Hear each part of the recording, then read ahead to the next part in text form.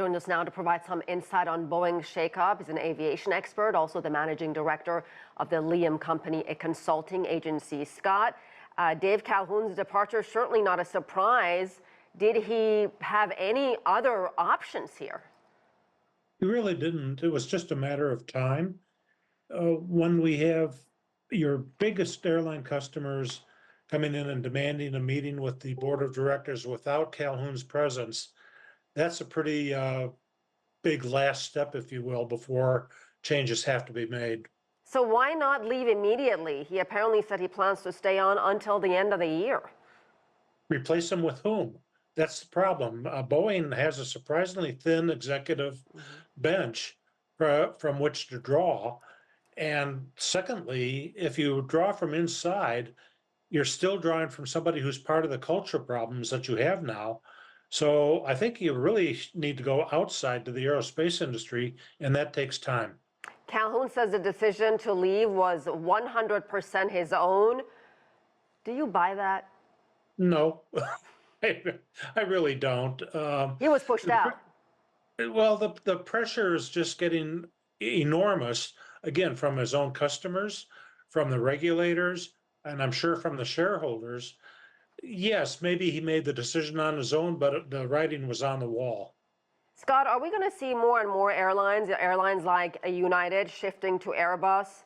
But of course, doing that could mean a really long wait for those aircrafts, maybe until 2030, even beyond.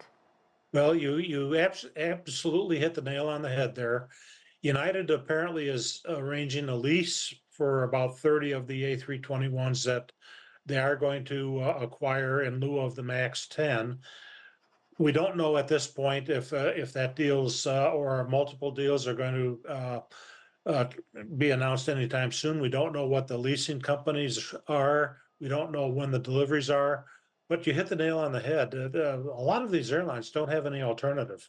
And it's not just Calhoun that announced he's leaving the company, other departures as well. You got to wonder what this means for the corporate culture, for staffers who work inside Boeing, and morale. I mean, I know the stocks are up, but the people who work there day after day.